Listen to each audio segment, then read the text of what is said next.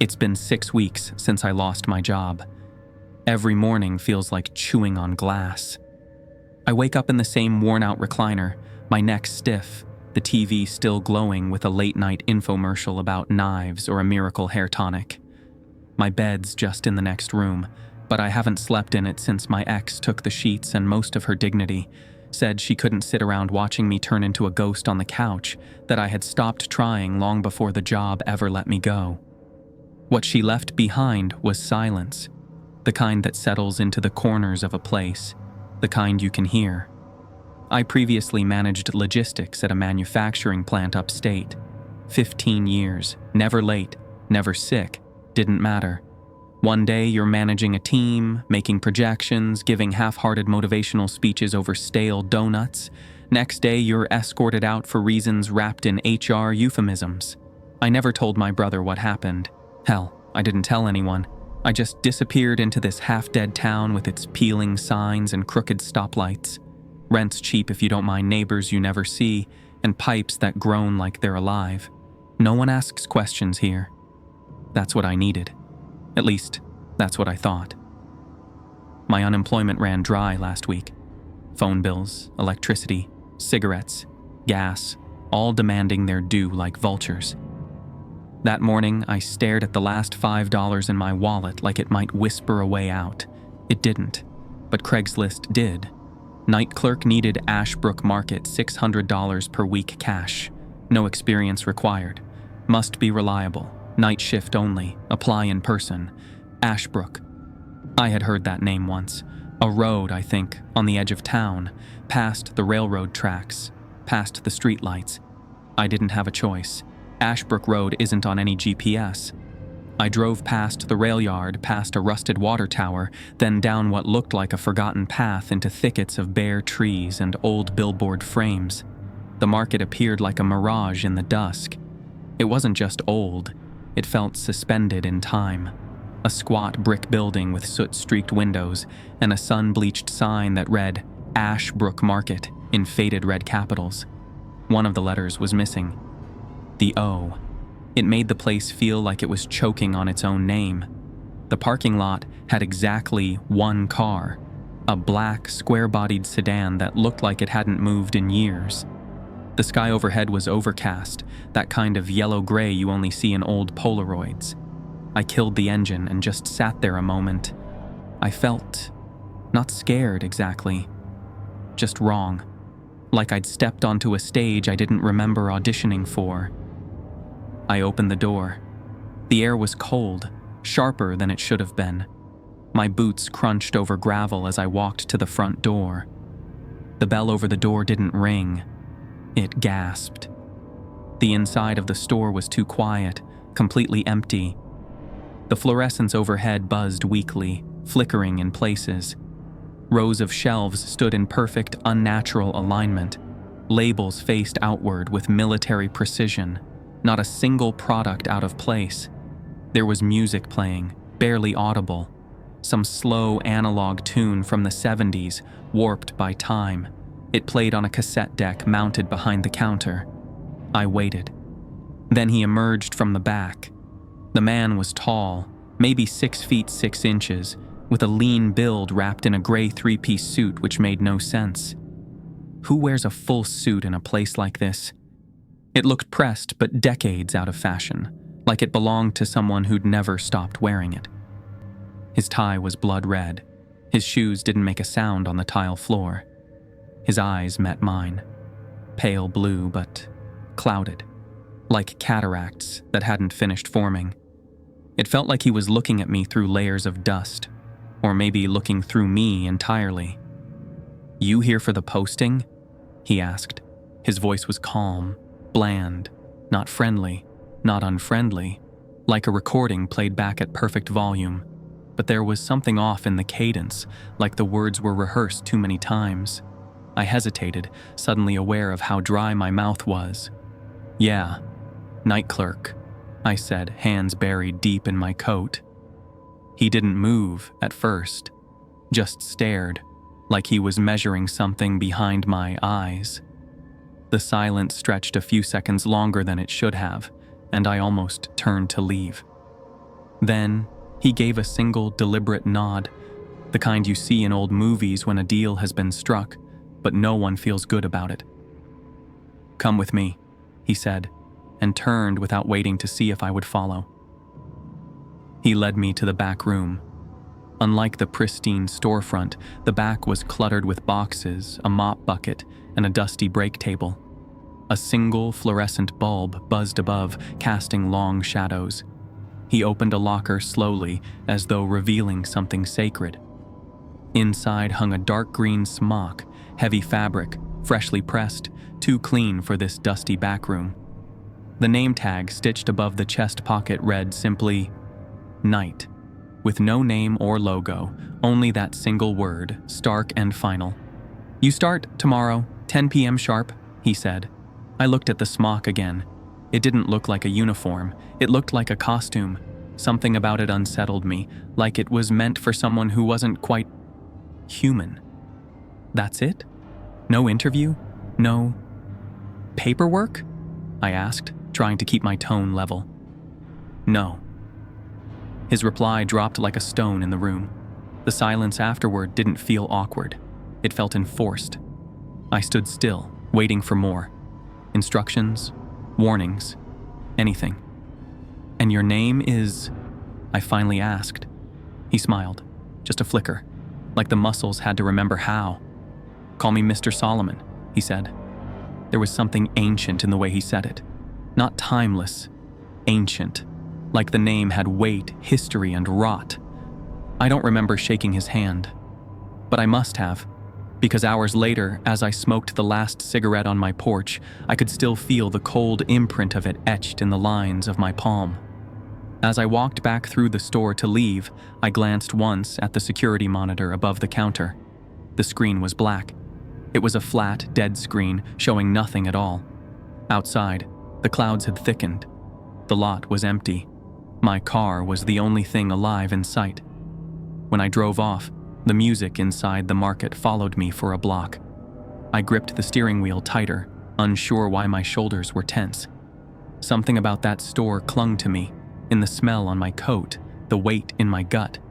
Who shops there? I hadn't seen a single customer, not even signs of one.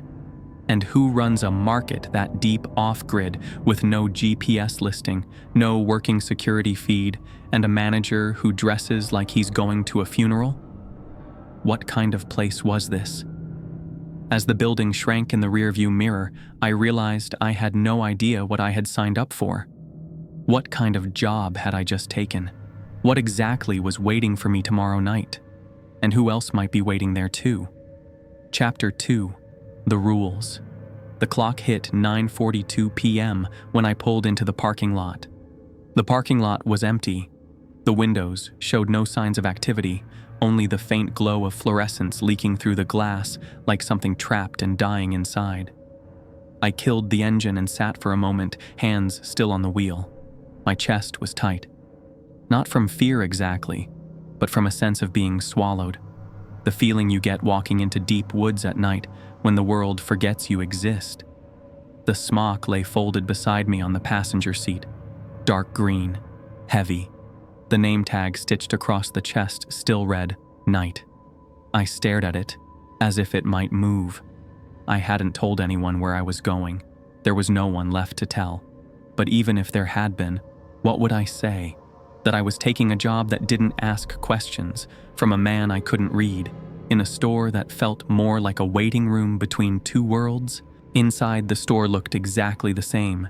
Shelves standing too straight, lights flickering just enough to make you squint. The same cassette loop, some warped version of a love song that had bled into my dreams last night. No sign of Mr. Solomon. Taped to the register was a note, short and to the point. Key in drawer. Clock in at 9:58. Reset the cameras at 10 o'clock sharp. I hesitated, reading it twice, then reached for the drawer and pulled it open. Inside was a small brass key, cold to the touch.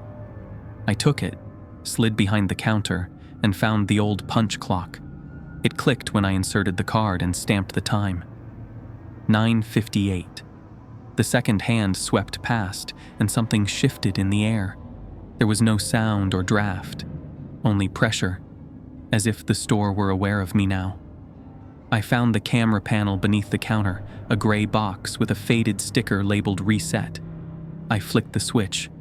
The monitor above the register went black for a moment, then returned with the usual 4-camera view. Aisles, entrance, stockroom, freezer door, everything looked still. I stared a moment longer, waiting for something, anything, to move. Nothing did. So I turned away. There was work to do. The first 30 minutes crawled by in a kind of muted stillness. I made the rounds, walking each aisle slowly, counting registers, noting exits and fire extinguishers like some half-hearted safety inspector. Everything was too clean, too arranged. It felt like a showroom for a store rather than a store itself. There were no customers. Not a soul walked through those doors. No footsteps or carts were rattling down the linoleum. Only silence, pierced occasionally by the soft hiss of fluorescent lights or the tired hum of that warped cassette track. The quiet wasn't peaceful. It pressed in around me like fog, made me check over my shoulder more than once. Eventually, I drifted toward the back room. I didn't really have a task back there, but staying in the aisles had started to weigh on me.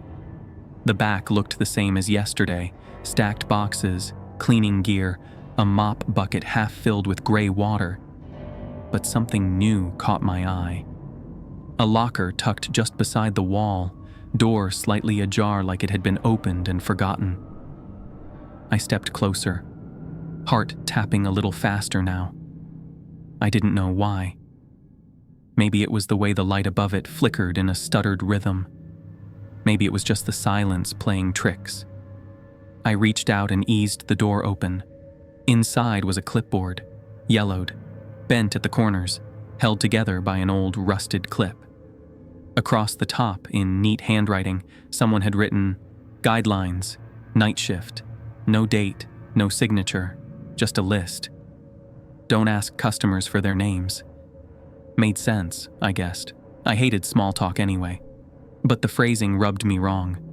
The note didn't just warn against small talk. It hinted that some customers might not be meant to have names at all, like they belonged here more than I did. If someone disappears into a shelf, do not follow. I paused here. Disappears? Like behind the shelf? Or into it? The mental image was absurd, and yet it stuck. Never trust what your eyes see before checking the cameras. That one landed harder. It implied I would see something I shouldn't, and that the cameras might lie less than my own eyes. Do not touch or rearrange the cleaning supply shelf. I tried to picture what could possibly go wrong with a bottle of bleach. The vagueness made it worse. Between 1:17 and 1:23, avoid the mirror in the bathroom. Oddly specific. Uncomfortably so. I made a mental note to avoid the bathroom altogether after midnight. Don't offer help to the woman in the black dress. It sounded like a warning about someone real, someone who came in often enough to earn a rule. Ignore the man in the orange jacket. The final line felt like a punchline that hadn't landed, but the more I read it, the colder it felt. I didn't know why.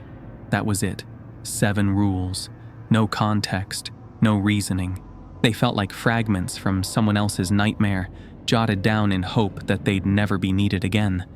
But the way they sat on the page, heavy and deliberate, told me otherwise. Whoever wrote them had seen enough to believe every word. And now, so had I. I stood in the break room a while longer, holding the clipboard, the weight of the words still pressing against my chest. None of it felt like a joke. Each line read like the voice of someone who had already lived what I hadn't yet seen. Maybe I was just tired. Or maybe I already believed more of it than I wanted to admit. I placed the clipboard back in the locker and shut the door gently, like slamming it might wake something up. There was no one else in the building. There were no footsteps in the aisles, no chatter or signs of life anywhere. The rules stood untouched, waiting. I was still waiting too. who was going to walk through those doors first. What would they look like? Would I know if they were the kind of customer you don't ask questions? My eyes drifted toward the front of the store, expecting the chime of the door. I didn't feel ready, but I didn't feel like I had a choice either. Around 10:11 p.m., the soft ding of the doorbell echoed through the store, crisp and definite. I turned instinctively toward the entrance, half expecting nothing, half dreading everything. A woman stepped inside wearing a red raincoat, the hood drawn low over her face. Droplets traced glistening lines down the synthetic fabric and left a trail of water on the tile floor behind her. She didn't pause, didn't acknowledge me, just moved with quiet purpose down the main aisle toward the canned goods. Something about the way she walked unsettled me, like she'd done this before, like this place wasn't new to her. I remained by the register, watching her figure disappear between the shelves. The sound of her shoes, soft and deliberate, blended with the tired music from the cassette player. She moved slowly, picking up a can, turning it in her hands, setting it down, and choosing another.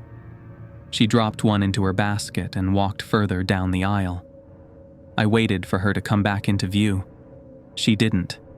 After a minute, I stepped out cautiously, my eyes scanning the aisle from a distance.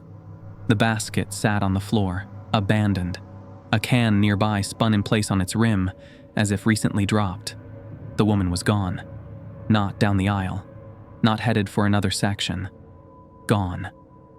I moved closer, instinct kicking in before reason, but as my foot passed into the shadow of the shelf, I froze. The clipboard came back to me all at once. 2. If someone disappears into a shelf, do not follow. My hand stopped just short of pushing further. I backed away slowly and turned to the monitor. The camera feed showed static for a brief moment. Then it cleared. The aisle appeared perfectly empty. The aisle was completely still, and the basket had vanished too. I stood still, unable to make sense of what I had or hadn't seen. The only thing I knew was that the list hadn't been a warning. It had been a promise. By midnight, I stopped trying to make sense of anything. That old woman in the raincoat didn't simply leave. She vanished, completely erased, like she had never stepped inside. Still, no one else had come in.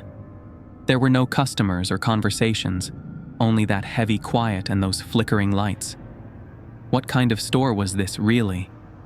If this was how every night went, how was I supposed to tell what was real and what wasn't? How long before I stopped knowing the difference? I found myself watching the door more and more, hoping for someone, anyone normal, just to ask what the hell this place was, just to anchor myself. If someone didn't walk in soon and give me something human to hold on to, I wasn't sure how long my mind would last. When I stepped into the store that night, the air felt heavier than usual. Not in a physical sense, but the kind of heaviness you feel when walking into a room where something unspoken has just happened. The lights buzzed overhead with their usual tired rhythm, casting dull reflections on the polished floor. Everything looked the same. I, on the other hand, felt like something inside me had shifted overnight. It was only my second night, but the unease from the first had never quite left me. I kept replaying moments in my head, the list of rules, the locker, the clipboard, the woman who vanished into the shelf, and that camera. I'd watched the footage over and over, trying to catch something I missed. But there was nothing.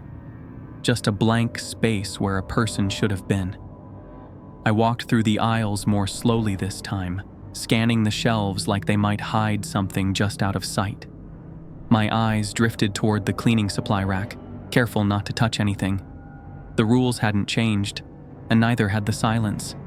Every creak of the ceiling, every flicker of light felt like it might be the beginning of something.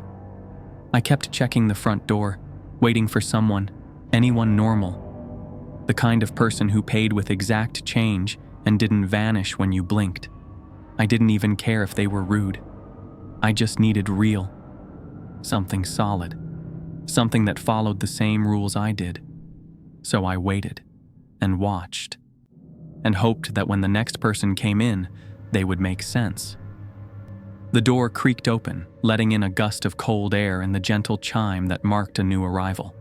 An old man stepped through, moving with a steady patience that suggested he had nowhere else to be. He was maybe in his late 70s, face lined with deep-set grooves and expression set in neutral calm. A weathered denim jacket hung off his shoulders, and his thick glasses magnified his eyes into wide, glassy orbs that gave him a look of quiet wonder. In one hand, he held a neatly folded grocery list. In the other, a soft, worn cloth bag. Nothing was threatening about him.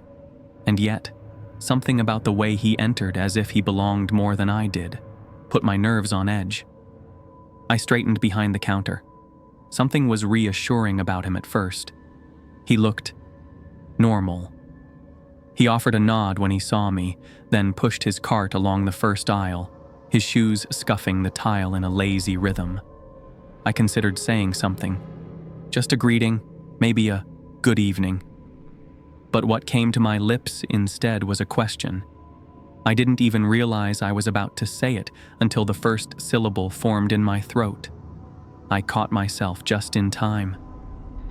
The clipboard's warning pulsed in the back of my mind. Rule 1. Don't ask customers for their names. The words echoed with quiet finality, cutting off my question mid-sentence. I swallowed the impulse and replaced it with a polite smile, unsure if I looked friendly or just uncomfortable. The old man either didn't notice or chose not to react. He kept moving down the aisle, scanning shelves and softly mumbling, maybe to himself, maybe to the list he held. His pace was unhurried, almost deliberate, as if each can of soup was part of a familiar ritual. I watched him carefully. Something about the way he moved stirred something in me. It wasn't recognition, but a strange sense of continuity. As though he had always been part of this store, his presence knitted into the floor tiles and buzzing lights. Eventually, he shuffled up to the register and set down his chosen items: coffee, instant oatmeal, a can of peaches. I rang him up in silence, hands steady, but mind racing. "That'll be $7.40, I said. He handed me exact change, then looked around the store, eyes squinting past the corners of his glasses. "Place never changes," he murmured, his voice soft like he was speaking more to the air than to me. "Same music, same lights." His gaze lingered a moment longer, sweeping over the shelves and walls with a quiet familiarity that made my skin crawl. I stayed silent. I stayed silent because nothing I could say felt right in that moment. Nothing I could offer felt like it would matter to a man who clearly knew more about this store than I did. He gave a small nod, turned on his heel, and walked toward the door with the same deliberate pace he had used coming in. As his hand reached the handle, he paused. He didn't turn fully, only angled his head slightly like he had forgotten something. I almost expected him to reappear at the counter, ask for a pack of gum or a receipt. He stepped out into the night, letting the door ease itself closed behind him.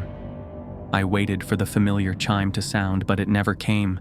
Something about the stillness felt off, carrying with it a quiet, unnatural weight that clung to the air and made every second feel deliberately prolonged. I kept my eyes on the entrance, expecting movement, a shadow, maybe even the man returning with a forgotten item. But nothing happened.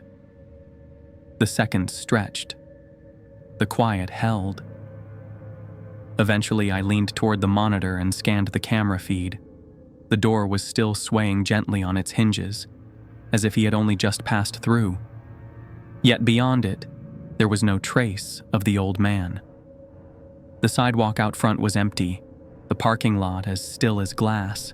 Not a figure in sight, no footprints, no retreating shape.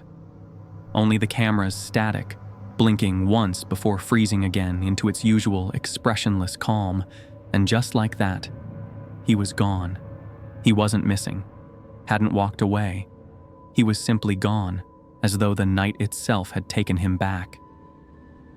It was 1:13 a.m. when the pressure in my bladder finally overpowered the unease that had settled into my chest. I'd been holding it for a while, hoping for a break in the night that never really came. The encounter with the old man had left behind a strange tightness, like a string pulled taut in my ribs. I needed a moment, a breath, something to ground me. I moved away from the counter and headed toward the back, passing the cleaning supply shelf without looking at it too long. The hallway stretched ahead in dim light. The buzz of the bathroom's fluorescent bulb reached me before I even opened the door. I stepped inside, greeted by the sharp smell of bleach and something metallic beneath it. The tile was grimy but dry, the air stale and unmoving. I turned on the faucet, let the water run over my hands, and glanced up at the mirror. The surface was fogged around the edges, but my reflection stood out. Tired eyes, sagging shoulders, that same flat, defeated look I'd seen since the day I was fired.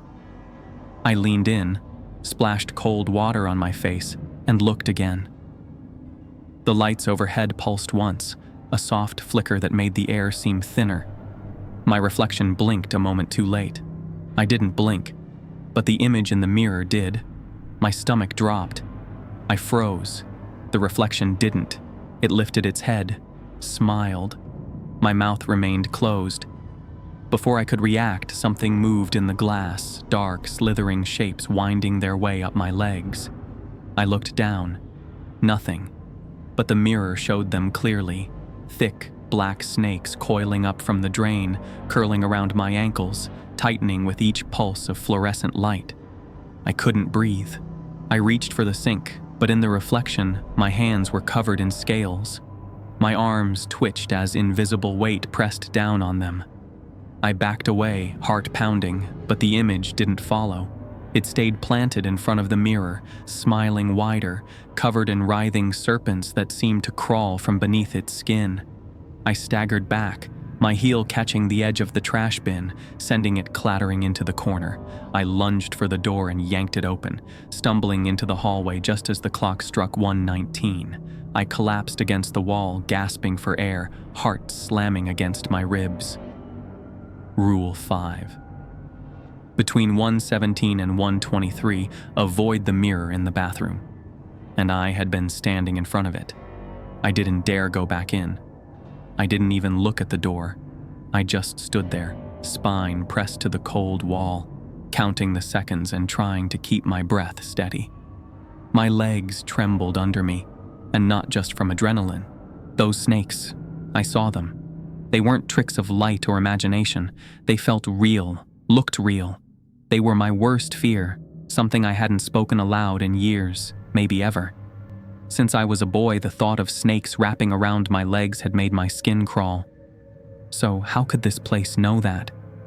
How could it pull that fear out of me and twist it into something I saw in the mirror? Worse, how could a reflection, just glass and light, show me something that didn't exist in the real world? My chest tightened as I stood there, locked between the echo of what I saw and the impossibility of it. I waited. I let the hallway hum around me and stared straight ahead, afraid that if I looked back, the door would be open. Or worse, that something else would be waiting for me there. The clock ticked forward, slow and indifferent, until at last it reached 1:24. Only then did I move, one careful step at a time, back toward the front.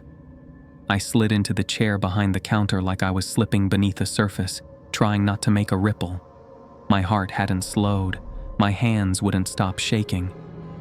I stared at the far wall and waited for something to make sense again. It was 1:42 when the chime above the door broke the stillness. A young couple walked in, probably in their mid-20s. The woman wore a red hoodie with a band logo I couldn't name, and the man beside her had shaggy, unkempt hair and heavy-lidded eyes that gave him the look of someone who hadn't fully woken up. They offered casual smiles as they passed the counter. "Late shift, huh?" the woman asked with a small grin. "Yeah," I replied, forcing a tone that felt somewhere between casual and composed. "Just you here?" she asked, her gaze drifting over the empty aisles. I nodded. "Most nights." She glanced at the man, and without a word, they split directions.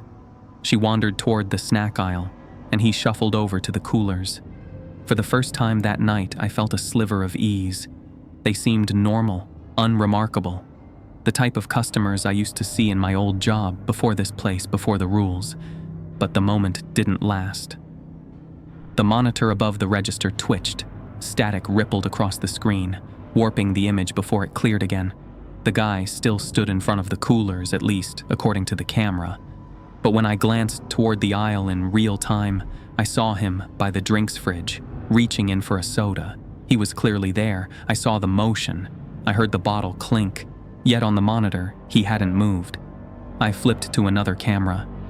The woman was visible now, laughing as she held a bag of chips. I looked toward the aisle to see her. She wasn't there. I craned my neck and caught sight of her again. She had changed direction, now walking steadily toward the back of the store. She passed the rows of candy with unbroken focus, her steps measured and deliberate as she headed straight into the hallway. My stomach twisted as I realized where she was going, toward the bathroom, toward the mirror. I called out, "Miss?" My voice unsteady, slightly raised, but not quite loud enough. She gave no sign she heard me. She didn't turn, didn't hesitate, her pace unwavering as she disappeared into the corridor's dim light. I left the counter and followed, each step muffled by the linoleum floor and the low static still humming in my ears from the camera feed. As I turned the corner, I saw her just outside the bathroom door. She had stopped, her shoulders squared, her posture suddenly rigid. She turned to face me. Her eyes were vacant, her expression drained of anything I could read. "I don't like mirrors," she said. "They don't like me back." Then, with no hesitation, she stepped inside. I paused, checking the clock above the hallway. 1:30 a.m., safe. I took a breath and pushed the door open. The room was empty. The air was still, the light overhead flickering weakly.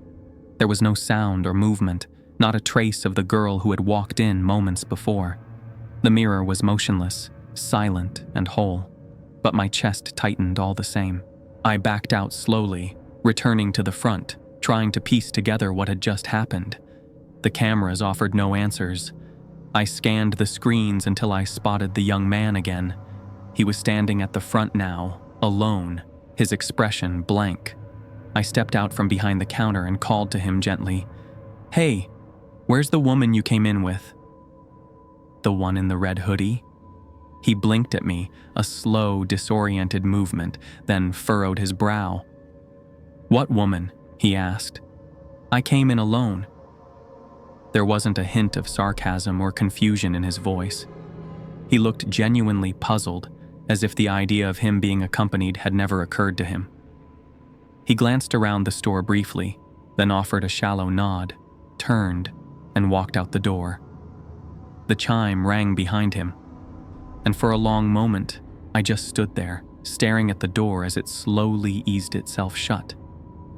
My mind replayed what had just happened, trying to make sense of the vanishing woman, the camera glitches, and the young man's hollow confusion. Had I imagined her? Could I really be so sleep-deprived, so rattled, that my brain filled in people where none existed? I remembered her face, her voice, that strange comment about mirrors. It had happened. I knew it had. And yet, he had come in alone. Or at least, he believed he had. I leaned back against the counter, eyes drifting toward the rule list still clipped to the wall near the register. Each line felt more like prophecy now than precaution. Something was wrong with this place, something deep and well hidden, and it was starting to claw its way to the surface. I needed answers. I needed to know who had written those rules. And more than anything, I needed to understand what I'd gotten myself into. The air that night felt thicker somehow, as though the store itself had exhaled something it had been holding in. It was still quiet, with only the low hum of the overhead lights, and the stillness carried a presence I couldn't ignore. It felt watchful. I couldn't explain it beyond that. The aisles sat in their usual lines, fully stocked and seemingly untouched.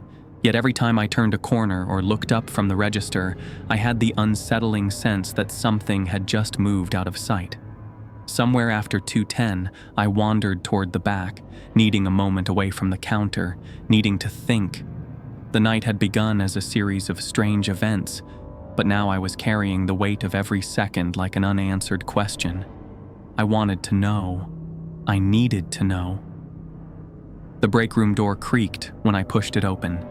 The light flickered once before it stabilized, bathing the cramped space in a washed-out yellow. A row of dented lockers lined the far wall.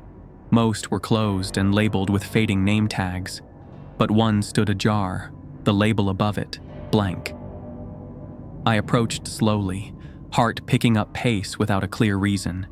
Inside the locker was a bundle of old notebooks and file folders, worn soft at the edges and heavy with dust. I pulled them out and took a seat at the small folding table nearby, flipping open the top notebook. Handwritten notes filled the margins, dates, times, odd entries that felt more like diary fragments than work logs. Don't speak to the woman in red past 3 a.m. It doesn't end well. If the door creaks 3 times, it's not the wind. Some of the rules were circled in red, clearly marked for importance, while others had been scratched out so violently that the pen had sliced through the paper itself. The pages looked like they'd been handled in desperation, flipped through too many times, rewritten by different hands.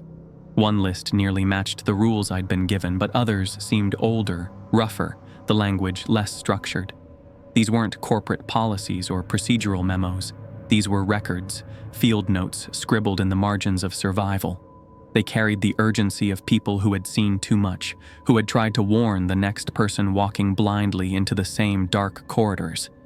And now, those warnings were mine to decipher. Tucked between 2 pages was a torn scrap of yellowed paper, a line scrawled in messy ink. I don't know who the tall man is. He feels off, like he doesn't have a past, just showed up one day. I stared at it for a long time, the words sinking into my mind like a cold nail. Was this about the man who gave me the job? He was tall, calm, had that same slightly disconnected way of speaking, like he didn't fully belong in any room he stood in. I realized I didn't know anything about him. I didn't know anything about him. No backstory, no title, not even a name I could recall. He gave instructions, spoke in a calm voice, and guided me through rules that made little sense at the time. My stomach knotted. Who had hired me, really? And more terrifying, who could I trust in this place? As I turned the pages, a Polaroid fluttered free and landed face up on the table. I picked it up carefully. A blurry image showed the front of the store, maybe 20 years ago. The counters were the same, but the shelves were shorter, and the cash register was the old punch key kind. There were 3 people in the photo. A man in a beige vest, a woman with short hair, and standing a little apart from them, a figure in black. Her face was turned just enough to obscure her features. I stared at it longer than I meant to. The man looked like he could have been a manager, maybe someone who'd written the first version of the rule book. The woman had the tired posture of someone who worked night shifts a little too long, and the figure in black? It unsettled me. Something about her distance from the others, her facelessness, reminded me of the woman I'd just encountered in aisle 4. Could it be the same person? Or something that had always been here? I slid the photo into my pocket, unable to shake the sense that I'd just uncovered a small thread of a much deeper history. I was on my way back to the front when I passed the cleaning supply shelf. My shoulder clipped one of the lower racks, knocking a bottle of glass cleaner to the ground. I froze, then crouched to pick it up. As I reached for it, my elbow bumped another bottle, and 2 more toppled in a noisy clatter. The lights snapped off. For a heartbeat, there was only blackness. Then a sudden gust of air swept through the store, sharp and cold, as if the building itself had opened a mouth and drawn breath. Somewhere behind me, metal creaked. My skin prickled as the cold slid along the back of my neck. I fumbled in the dark, desperately feeling along the floor for the fallen bottles, breath shallow and fast. As soon as I uprighted the last one, carefully placing it back on the shelf, the lights returned. The gust stopped. Silence returned as if nothing had ever happened. I stood there for a long time, frozen in place, my thoughts blank. All I could manage was to breathe, slow and deliberate, as if grounding myself in that one simple act might somehow anchor me to reality. And then it hit me. This had been Rule 4. Do not touch or rearrange the cleaning supply shelf. The chain of events, the blackout, the wind, the metallic groan in the dark, all of it had unfolded the moment I disturbed that shelf. My stomach twisted at the realization. If such a small accident could trigger something like that, what else was waiting behind the other rules? How far could this place reach into reality? And why did it feel like it was learning me the same way I was learning it? By the time I calmed my breathing and dared to emerge from the stockroom, the store had settled back into its strange, sterile quiet. I walked slowly toward the front, each step cautious, every sense heightened. The lights buzzed overhead, steady this time, as though nothing had happened. But I knew better now. I knew just how quickly things could shift. I took a few laps around the store to recenter myself, checking the aisles, watching the monitors, feeling the place out like someone returning to their home after it had been broken into. It was around 2:47 when I saw her. She was standing at the far end of aisle 4. Her back was turned, a long black dress trailing near her feet. Her posture was frail. The slight hunch of her shoulders and the careful way she stood reminded me of someone much older. Her hair hung in a neat braid down her spine, silver strands catching the fluorescent light in strange patterns. She was not just any figure. I realized now she was an elderly woman, her presence unsettlingly still. I knew who she was, or rather, what she was. Rule 6. Don't offer help to the woman in the black dress. I stayed behind the counter, watching.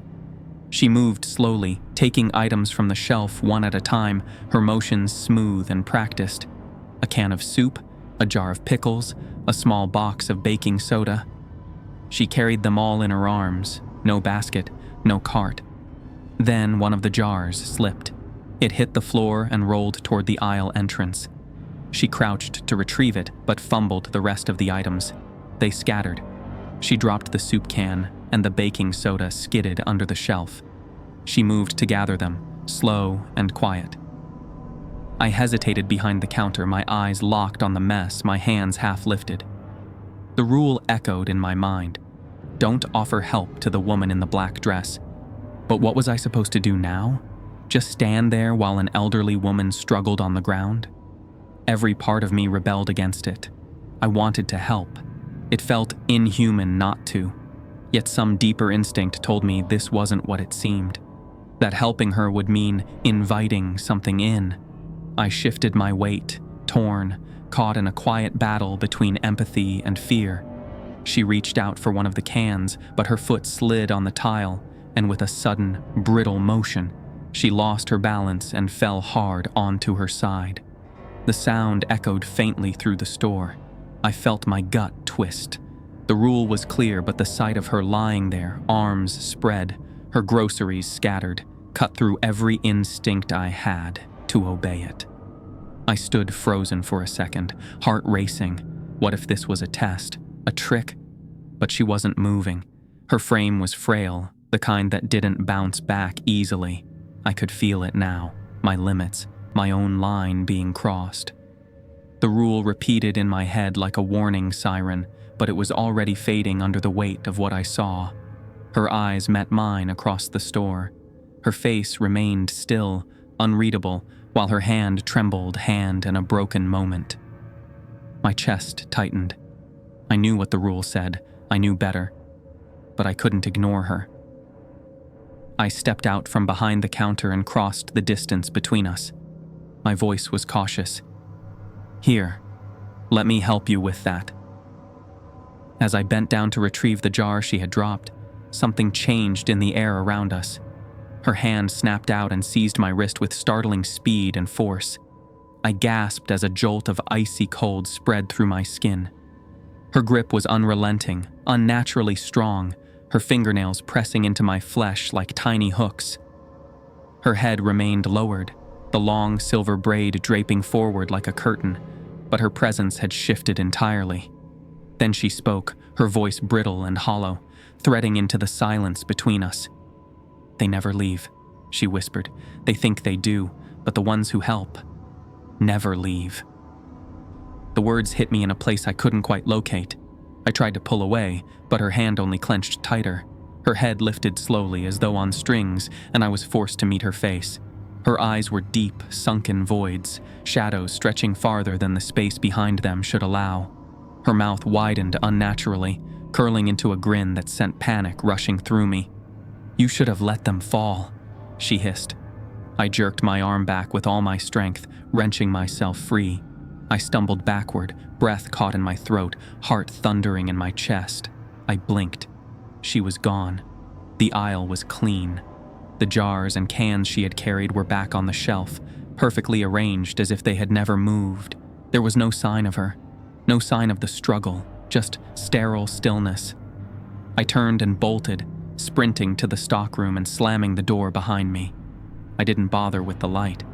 I collapsed to the cold concrete floor, shaking, my back against the wall. My wrist still pulsed with the memory of her grip, and when I opened my hand, I found a single silver hair curled against the fabric of my sleeve. She had been real, and I had broken the rule. Her words echoed through my mind, looping like a whispered curse. They never leave. Was that what had happened to the people in the Polaroid? The man in the beige vest, the woman with short hair. Had they helped her too? Had they broken the rules the same way I just had? Or were the rules written after them, crafted from what had happened, written not with the intent to guide them, but as a desperate warning to whoever came next? Had someone found their traces and recorded their mistakes? If so, then maybe I wasn't just following rules, walking the path they left behind, a path that might only end one way. I pictured their frozen smiles, their distant expressions, and wondered if they had been the original owners of this store. Maybe they were never meant to leave. Maybe their kindness trapped them here, and I had just stepped onto the same path. Or worse, maybe they hadn't helped her. Maybe they had met whatever she was, and now, so had I. The hours crawled by in a silence so heavy it felt like it had weight, like it might press me down if I stopped moving for too long. I couldn't relax, not anymore.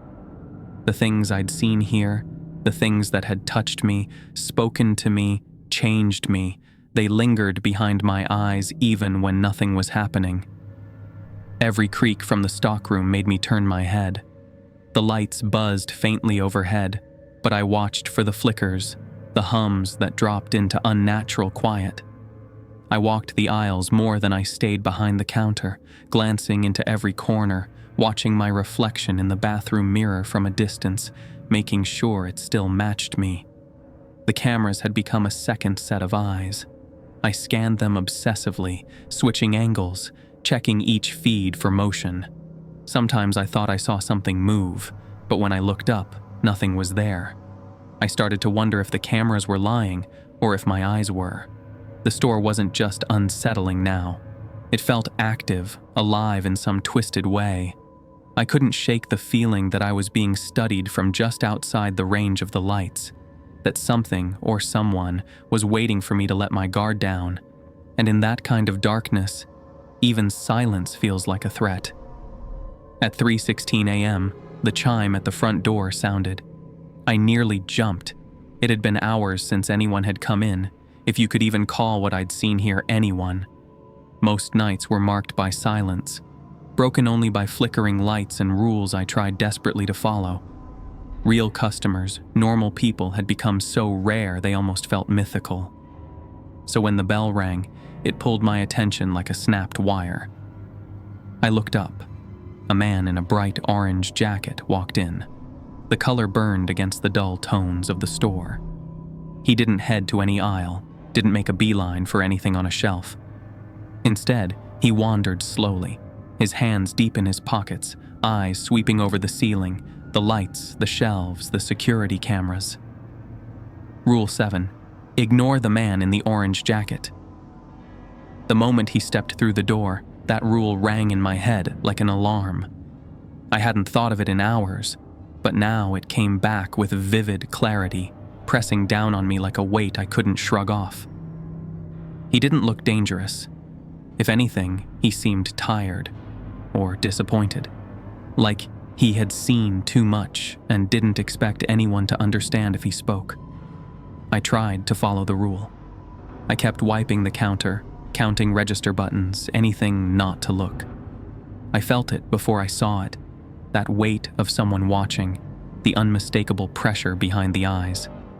I looked up, and there he was, standing completely still in the middle of aisle 2. He wasn't browsing, he wasn't moving, he was just looking straight at me. Slowly, he began walking forward, his boots quiet against the tile.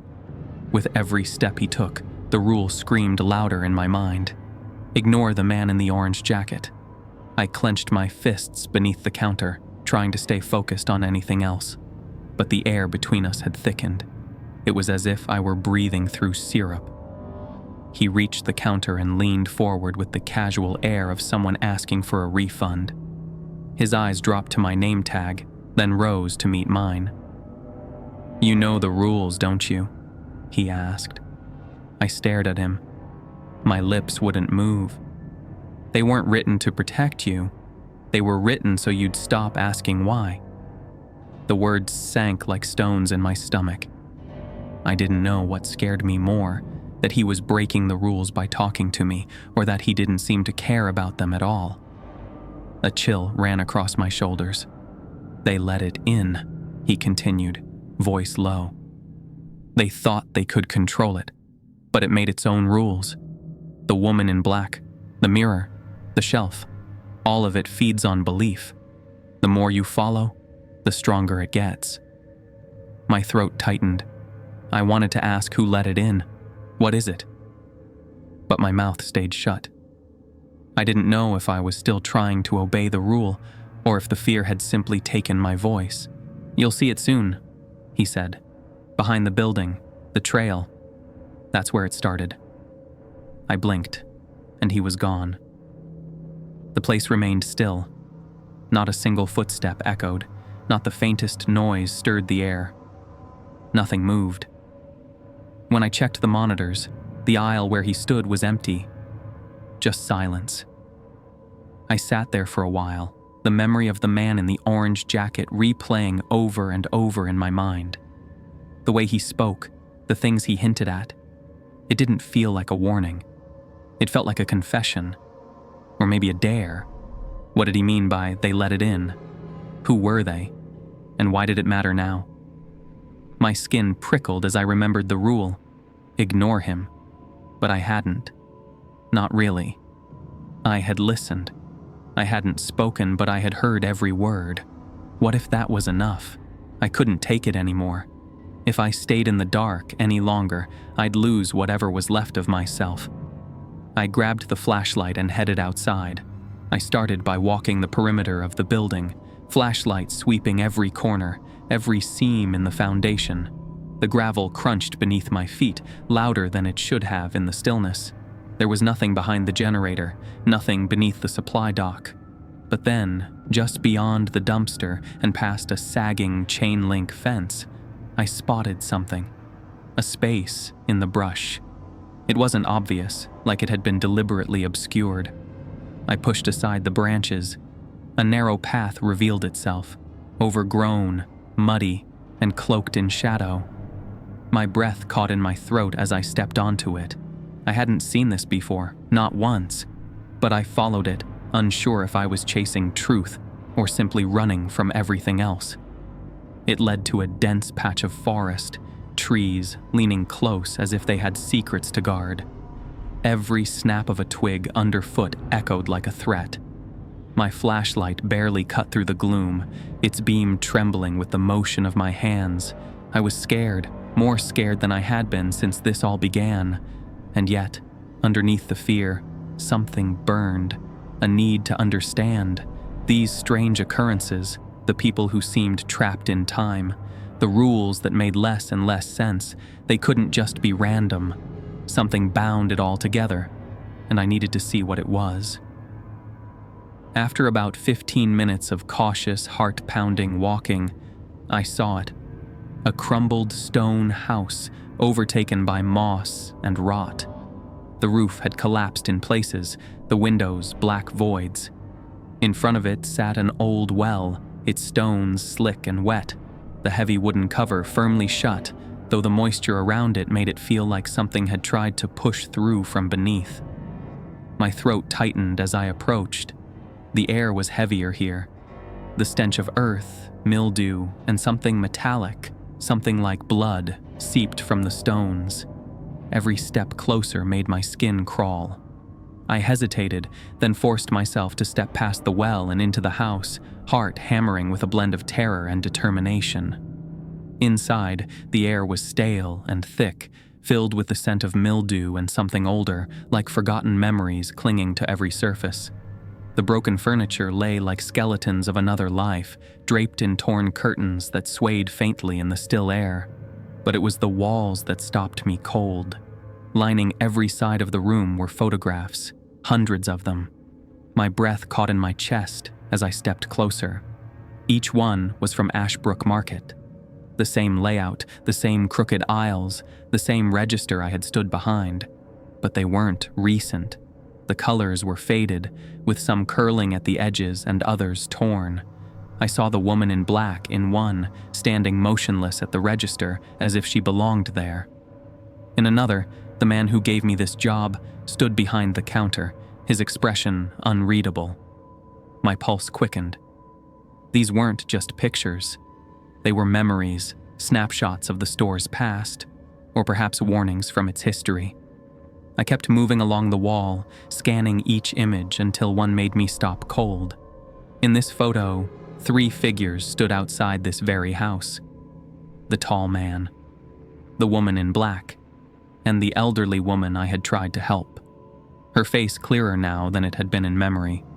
They looked straight at the camera. They weren't smiling or posing. They stood there as if claiming the space, as if daring anyone to enter it. A wave of nausea rolled through me. These people weren't strangers anymore. They were connected to the store, to the rules, to whatever darkness had rooted itself in that place, and now I was part of it too. A low, drawn-out creak broke the silence, echoing through the ruined space like a warning bell. I froze, breath caught in my throat, and turned slowly, every muscle in my body tensing as I faced the source. The heavy wooden cover on the well shifted, then slid aside with a grinding moan. From its dark mouth, a pale hand emerged, grasping the edge with long, claw-like fingers. Then another. And then she rose, her black dress clinging to her body as if soaked, her hair stringy and wet, her face a hollow mask of rage. The woman in black. She pulled herself up with terrifying strength, her eyes locked on mine with a hatred that felt older than memory. Water dripped from her sleeves, pooling around her feet. Her mouth opened, jaw stretching unnaturally wide as she hissed, "Get out of my house." Her voice was primal, as if the house itself had spoken through her. The air thickened with the weight of her presence, and my limbs turned to stone. I couldn't look away. I stumbled back, heart pounding so hard it felt like it might tear through my ribs.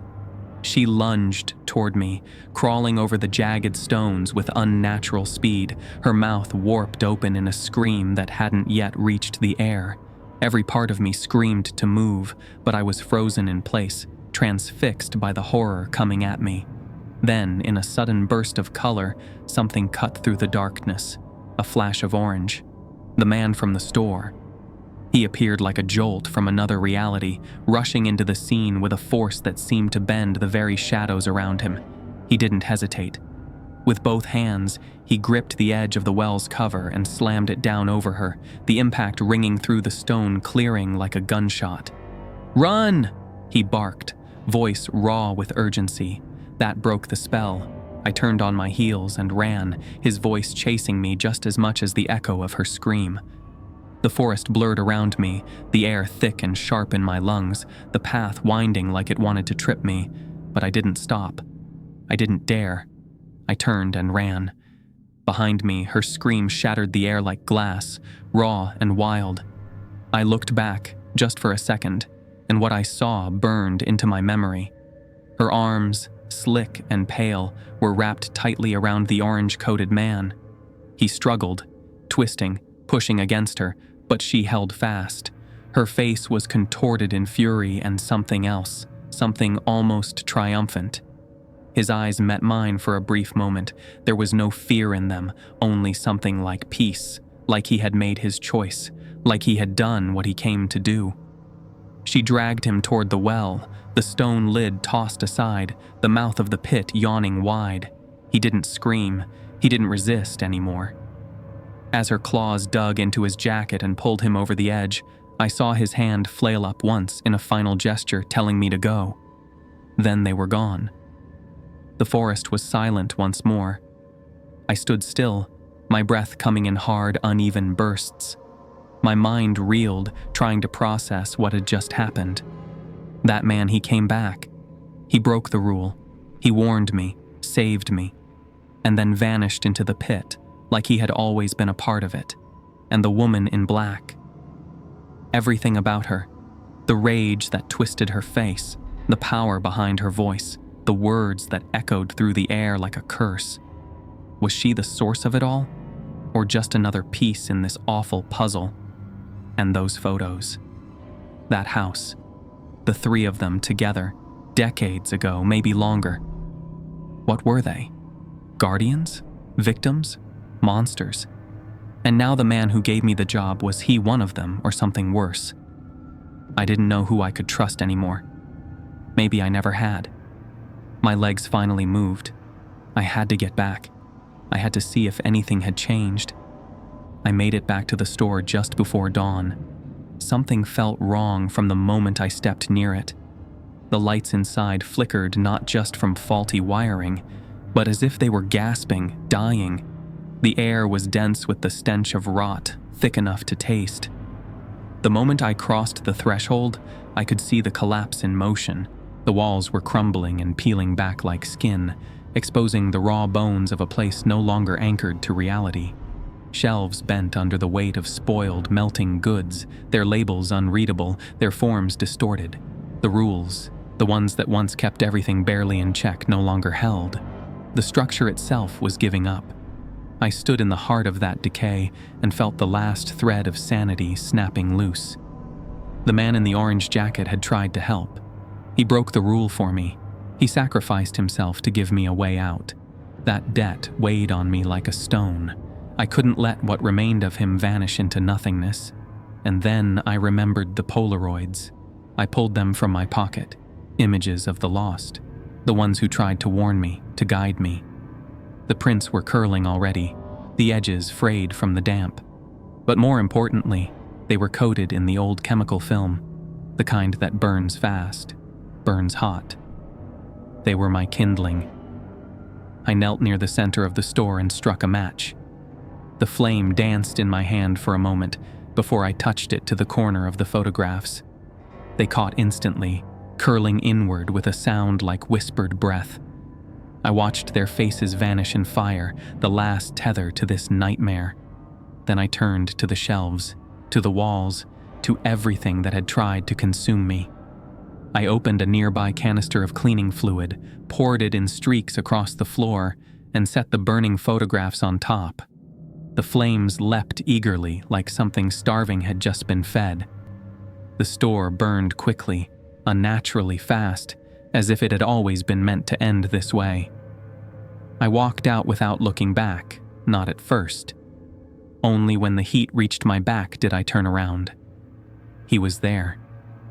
The man who gave me the job was standing amid the flames, his figure steady and untouched by the fire curling around him. His eyes met mine across the rising smoke. His eyes weren't empty or distant. They held a coldness, a depth that pierced right through me. A quiet, burning resentment. It was as if he had watched me unravel everything, tear down what he had built, and now he stood there not as a victim, but as a judge. His stare condemned me in silence. My breath caught. In that look, I saw the fury of a man whose order had been broken, whose dominion had been shattered. He had chosen me, and I had destroyed his legacy. My hands had burned away whatever balance he maintained, whatever darkness he had kept sealed, and for that, I felt his gaze stab into me like heat through the smoke. He stood still, unmoving, watching in silence as the flames swallowed the last piece of the building, and then he was gone, erased with everything else. And I kept walking, the smell of smoke trailing behind me like a shadow. Everything I tried to build eventually unraveled, my marriage, my work, even this job. And now, just as I had changed, I knew this place had to as well. Its time had ended, along with the twisted balance that once sustained it. Burning it down felt like the only path left, a way to break the cycle, to repay the man in orange for the chance he gave me, for the rule he broke. I kept walking, hoping I'd left enough behind to keep others from following,